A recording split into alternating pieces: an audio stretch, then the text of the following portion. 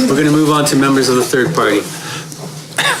Thank you, Mr. Chair, and thank you, Minister, for being here this morning and your capable staff. I know firsthand that you have lots of good staff supporting you and doing good work. So thank you and them for being here.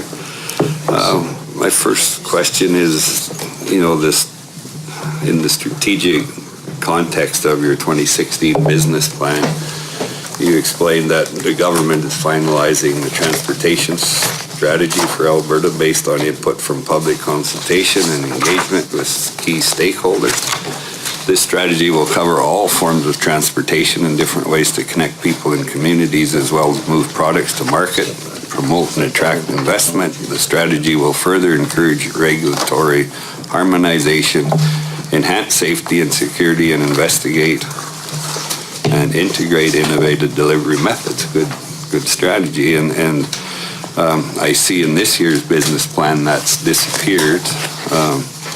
And I'm not sure if that's the same plan we were working on, the 50-year plan I've never seen being released. It was ready to go. So, can the minister tell us if the strategy was developed last year and what input specifically did you use for this strategy? And I'm looking through your business plan for 2017, and I don't see where you outline the strategy that you developed. Okay, there's a number of reasons. So I reviewed the work that was done on the 50-year plan, and I think the concern that we had, honorable member, had to do with the ability to plan transportation for 50 years in the technological environment that we now find ourselves.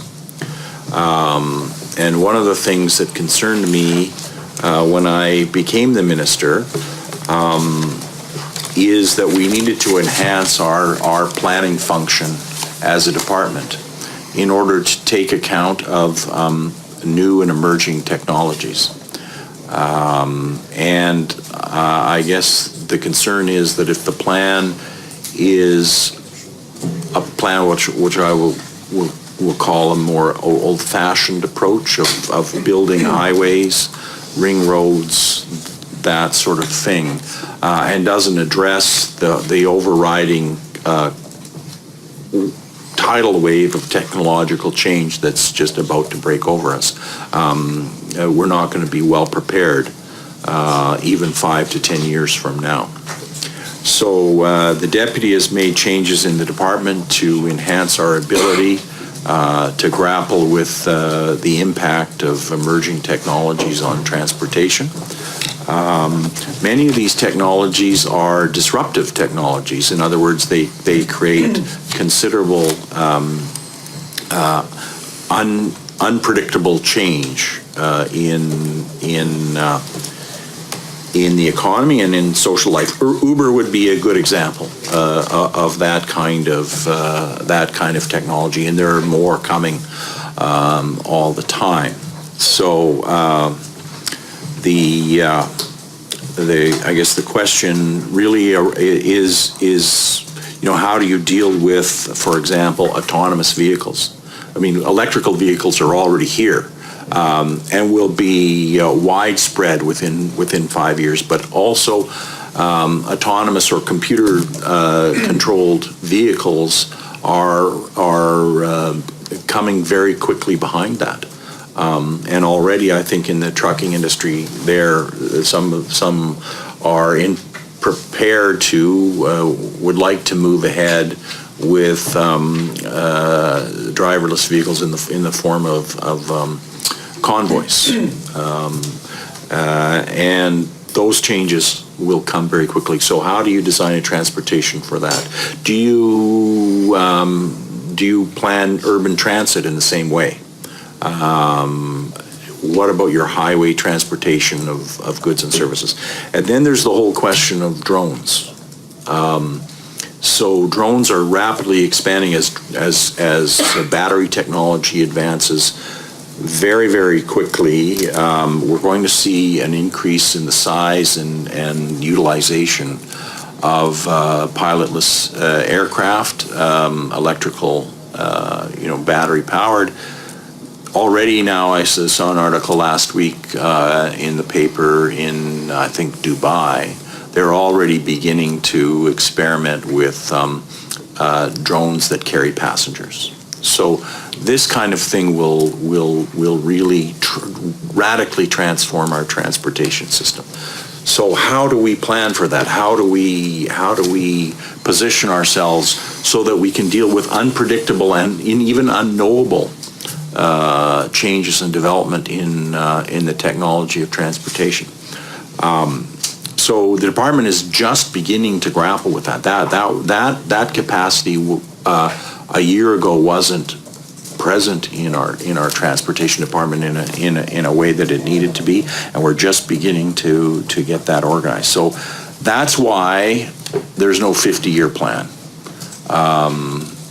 There is an ongoing effort or work in the department to revise the work, and a lot of really excellent work was done in the department in the 50-year plan, and I certainly don't mean to throw the baby out with the bathwater, because there's really excellent stuff around safety, transit, all of those things, but we need to put it in a context of unpredictable and rapidly accelerating technological change, and when we've come to grips with that, we will bring forward the plan.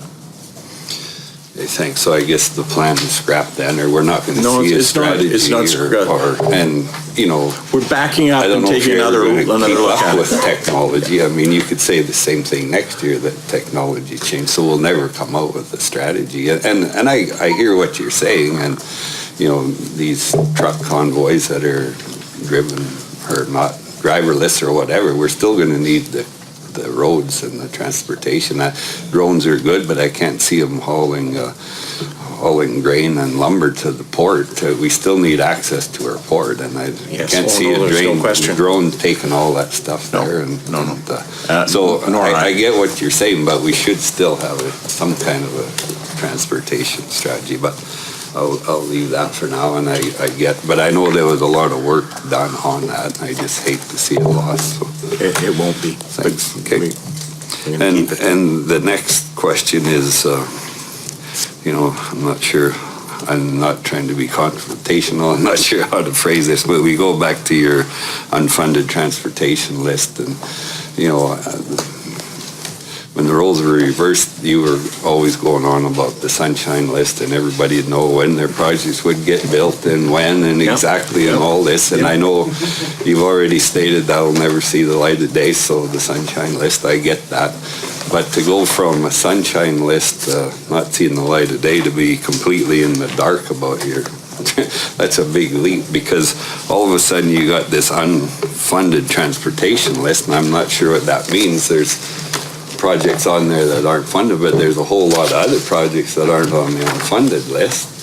And then you got a list of funded projects, but then this year we've seen a few projects come out of the blue from nowhere and get funded. So what really does the unfunded list mean? Like the 212 interchange in Calgary wasn't even on the unfunded list last year. So is it on the capital list this year, I assume?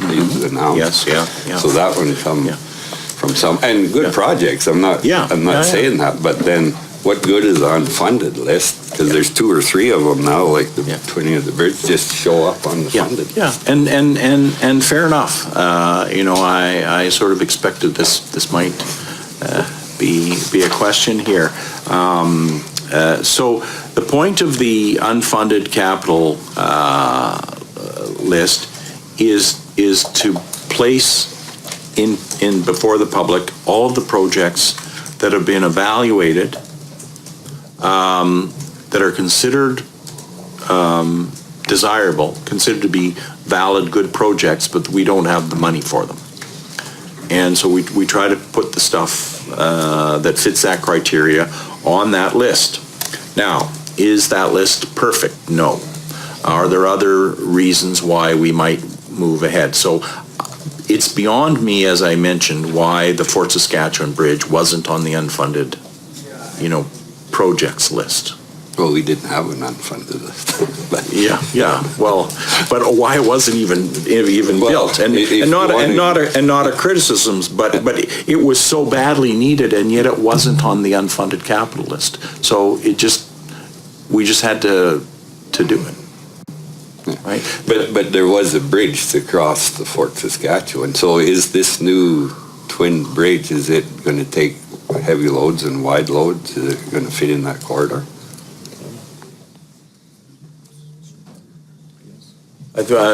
Yeah, I mean, I think So it will. that it is. It doesn't mean that we won't So eventually half of it build one way something will, and- as part of the rationalization of that network, build another bridge at some point. But yes. Because you it said can. it wasn't on. We did have a bridge across the Saskatchewan just a few miles before that. So why take all those wide, heavy loads right through the middle of Fort Saskatchewan? And you're talking about in lights now.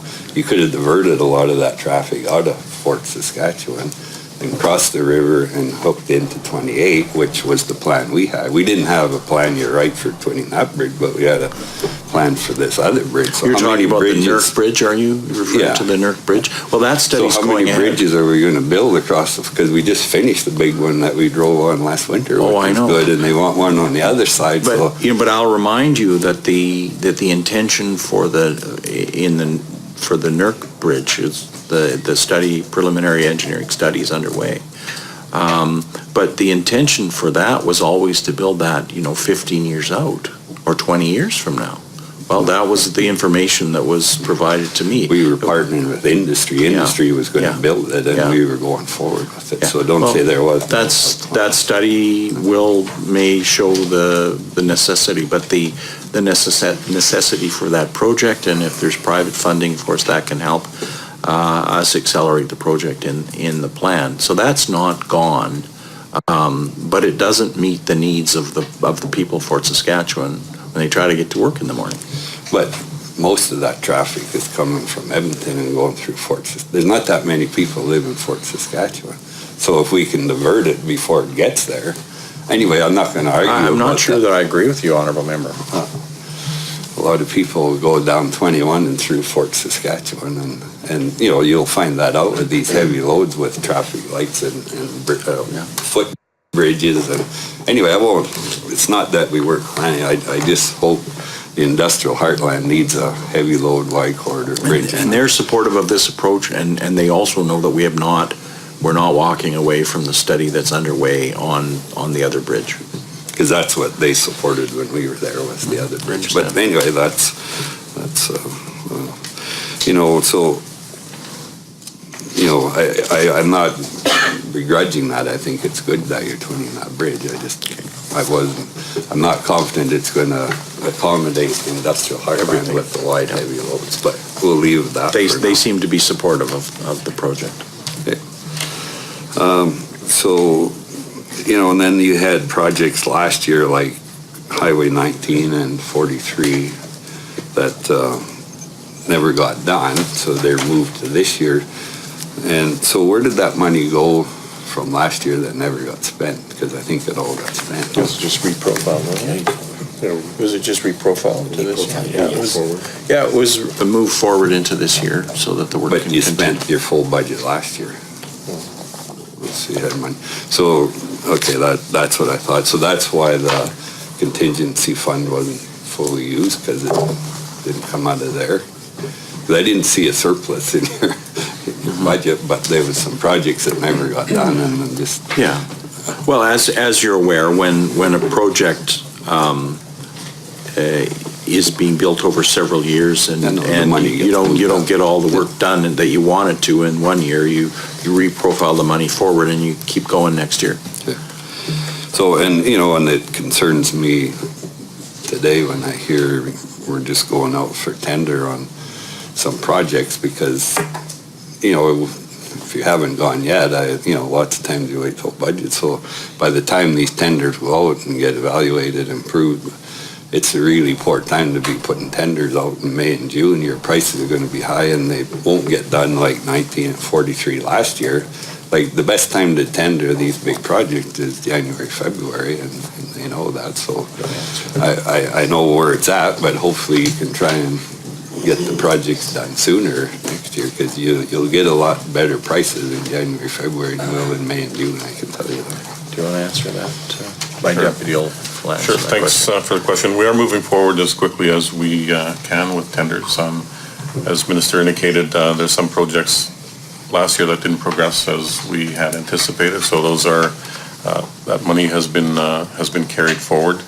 We're still experiencing good tender prices on the work that is being tendered now as well. And as Minister said earlier, we are looking at streamlining processes in the department to move tenders through the process more quickly.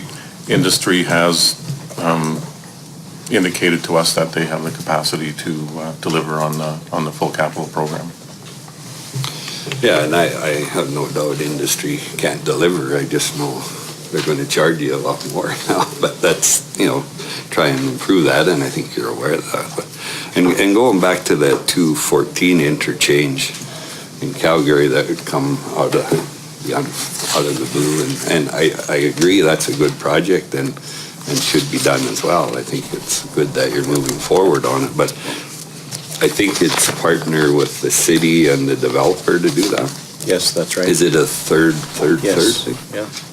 Okay. And that's good. That's kind of like a three-way partnership. Yeah. I won't call it a P3, but No, kind of it's not a three-way P3. partnership. I don't know what you would call it nowadays. Well, I call that industry making a contribution to a government project. So you It's a little figure it different out. than the It's a government good making a idea. project to an industry project. So,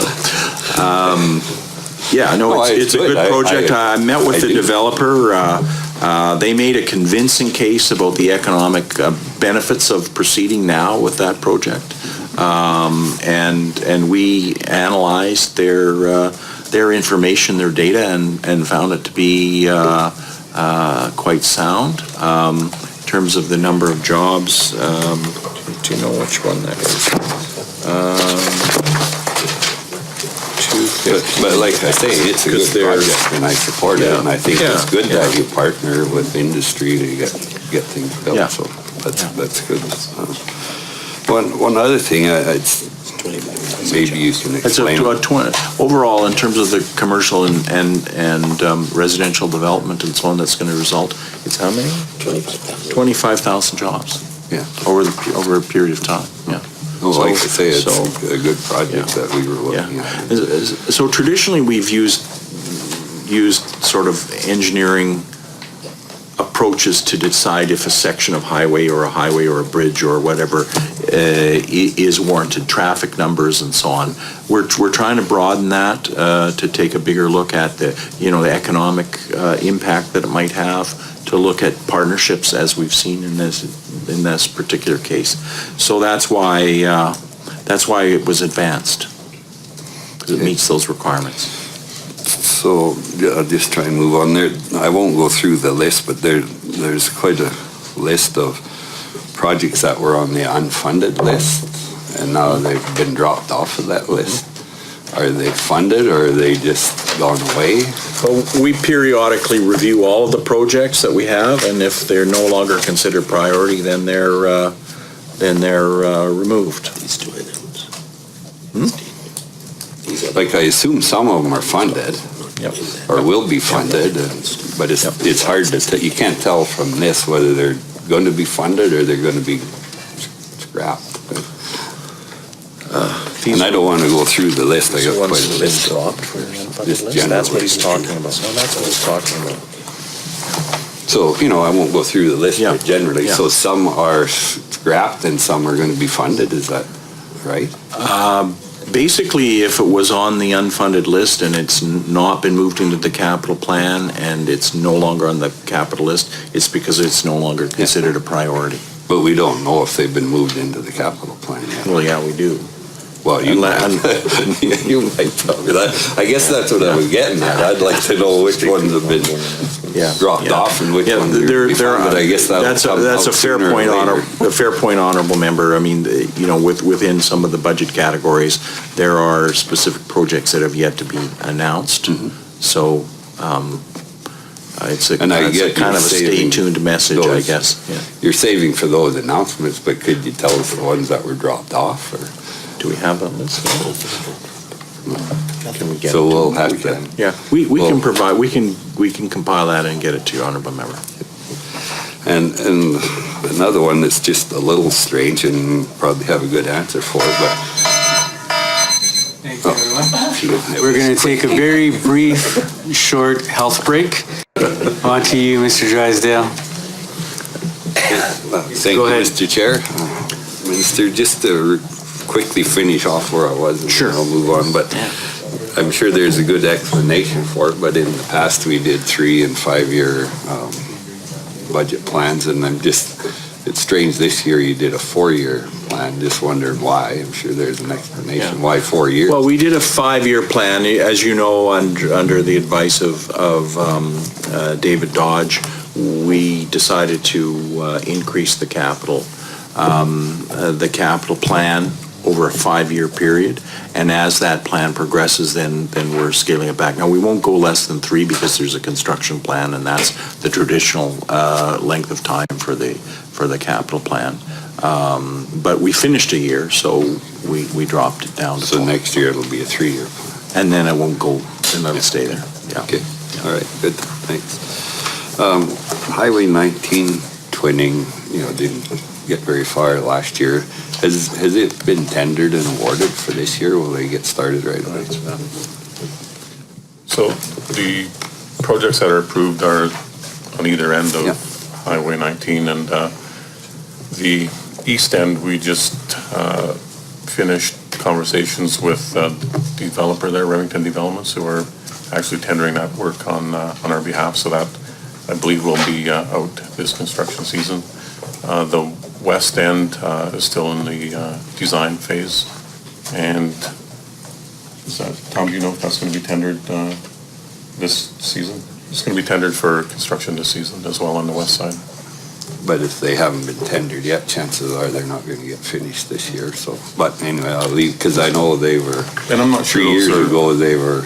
I'm not sure designed- those could be finished in 1 year construction season regardless. Well, and again, Mr. Drysdale. tendering this time of year isn't ideal either for cost and stuff, but I'll leave that. I've already harped on that. Minister, the STIP program, good for bringing it back, and you know how government works. I always wanted to bring it back, but the transportation. You don't minister always doesn't get what you control- want, do you, Exactly, mister? No. Exactly, so you must have a bigger stick or something, but thanks for bringing it back, even though it is watered down a bit because you added airports and everything else, and Well, so, airports were there.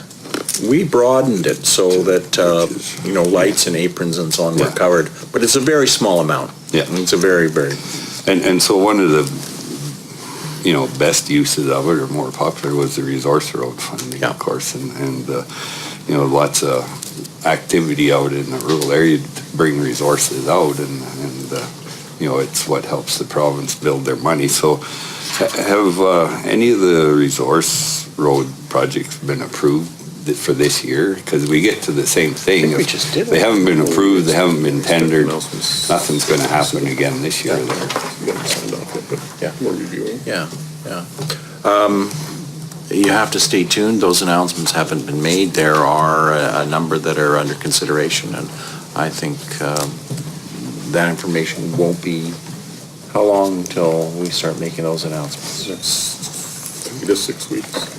Yeah, so 3 to 6 So then they weeks. get announced, so then they'll Yeah. have to be tendered. So chances of them getting built this, we're tendering again in June, July, but. Well, it's I've been- as you know, it's the budget cycle that we all live with, right?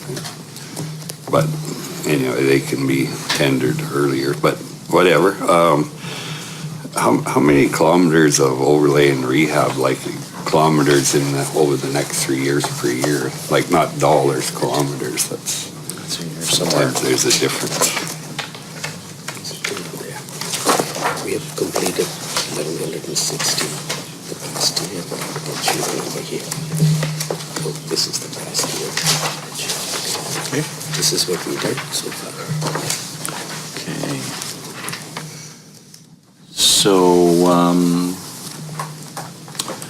we repaved approximately 1,100 kilometers of provincial highway in 2016, and we're anticipating 1,200 kilometers in 17-18. Does that answer your question? Yep, the next 3 years, but that's good enough. That's, I always know we wanted to get to 1,300, you're getting close. Yeah, so based on the 2017 funding levels, it's estimated that the repaving program will achieve the target of repaving approximately 1,300 kilometers per year by 1920, and that will just get us to the point where there's no further deterioration in the highway network. Right? That's just, that's swimming upstream, so you're not moving back. Yeah. But I've noticed the difference already in your conditions of highway, because that went down to 700 at one time, so that was noticeable. Just in the little time we got left, seems everybody gets their favorite project. Sure, go for it. In order for the people back home, Highway 40, there's been some issues there. I now see it's on the unfunded list, but it's another one of them roads where it's all industrial traffic and oil, and it's really picked up and bringing lots of revenue to the province. But it was disappointing here in the last year where there's some developments down there in transportation. It's not been approving them because they say the highway capacity is full and they don't want to approve, and yet your economic development minister's working on bigger projects down there, so hopefully transportation doesn't stop that development. Yeah, no, I don't think so. So our 3-year program includes 18 road and bridge projects on Highway 40 between Grand Prairie and the Yellowhead Trail, 8 of which are north of Grand Cache. And traffic increases on Highway 40 have to 8 kilometers south of the city near the Wapiti River have now triggered the need for twinning, which is why it's been added to our unfunded capital projects list, and we're moving ahead with engineering work on that project. Good, thank you, Minister. And I know you've heard from the municipalities and the people, because I definitely had the Highway 43 bypass on Grand Prairie, which was good, but somehow the interchange got dropped off, so now we got a freeway with a set of traffic lights in the middle of it. And so I know, I get it, it's been tendered without that, but I think that interchange needs to at least be added to the unfunded list or something, because we won't allow right in and right outs because it's supposed to be a full freeway, but then you go put a set of traffic lights in the middle of it. Yeah. So we have been working with the county. We've made an overall $48 million investment that includes construction, utility relocation, engineering, and so on. We're building an intersection with illumination and traffic signals for Highway 43X and Highway 43 that allows a ramp that will allow traffic heading south on 43X to continue westbound on 43 without stopping. A full interchange typically costs between $50 and $70 million, and current traffic volume, existing land use, and connecting road networks do not warrant building an interchange at this time. But of course, that is something in the future, and when conditions and funding allow, then of course we will be moving to that. Thank you. I had to ask the question. So leading into that, like Highway 3, I support, needs to be worked on and twinned as well. Well, as you said earlier. Yeah, I'll support that, but I also want to say 43, twinning to the border, was committed years ago, and since then, ring roads have been finished or moving along in 63, and hopefully the commitment to finishing twinning 43 to the border to get to the port moves along as well, but it's not even on the unfunded project. So,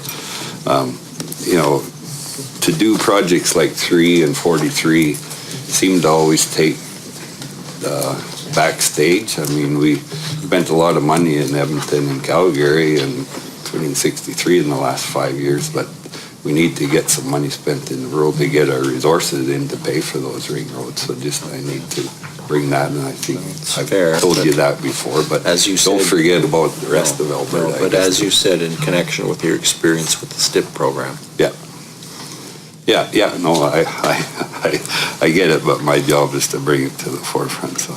And interesting you brought up about the rail, a good point, that the rail still moves most of our product to export, and we're getting more and more of it, more exports and value-added stuff. And so when was the last time any upgrade was ever done to our rail system to get our products to the port?